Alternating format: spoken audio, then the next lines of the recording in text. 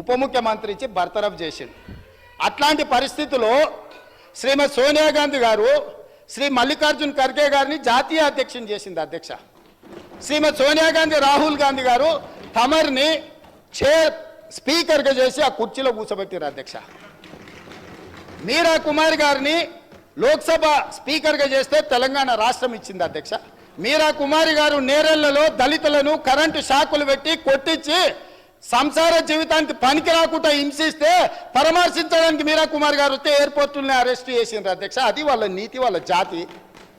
ఇవాళ ఎందుకు రాడు అధ్యక్ష?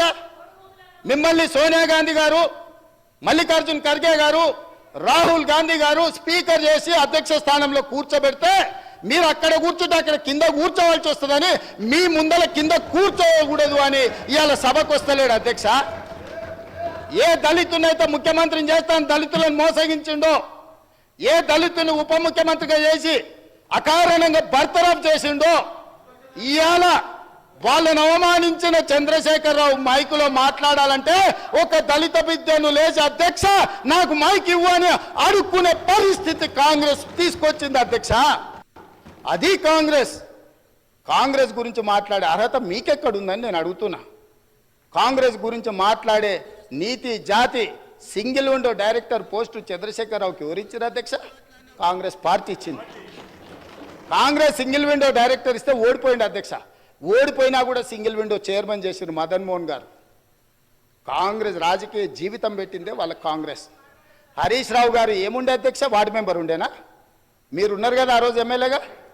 ఎమ్మెల్యే వార్డు మెంబర్ లేని హరీష్ రావును రాష్ట్ర మంత్రిగా చేసింది రాజశేఖర రెడ్డి కాంగ్రెస్ పార్టీ కాదా అధ్యక్ష?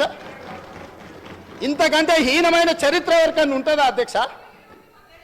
ఇన్ని విషయాలు ఉన్నా మేము ఇక్కడ ప్రస్తావించదలుచుకోలేదు అధ్యక్ష. అవన్నీ ఎందుకనంటే గొప్ప లక్ష్యంతో స్కిల్ యూనివర్సిటీ తీసుకొచ్చినాం. గొప్ప లక్ష్యంతో మాదిగా ఉపకరణాల వర్గీకరణ కోసం మేము ముందుకు వచ్చినాం. గొప్ప లక్ష్యంతో రైతు రుణమాఫీ చేసి రైతులను ఆదుకొని రుణ విముక్తులను చేసి తలెత్తుకొని ఆత్మగౌరవంతో రైతులు తిరిగే విధంగా ఇవాళ ముందుకు తీసుకెళ్లాలి రైతులను మేము వస్తే వచ్చిన కాడి నుంచి మైక్ ఇస్తేనేమో శాపనార్థాలు, మైక్ ఇవ్వకపోతేనేమో పోడియంలా మొత్తం సమయం తీయండి అధ్యక్ష. ఎన్ని గంటలు మాట్లాడినో మీరు చూడండి అధ్యక్ష. ఎందుకు నడిపినారు అధ్యక్ష? మీరు అర్ధరాత్రి వరకు 3:30 వరకు వాళ్ళకి మైక్ ఎన్నికనే కదా అధ్యక్ష. ఇది మీ గొప్పతనం కాదా? గతంలో బడ్జెట్తో పాటు గ్రాంట్స్ కానీ డిమాండ్స్ కానీ గిలిటన్ చేసి పాస్ చేసుకొని పోలేదా అధ్యక్ష?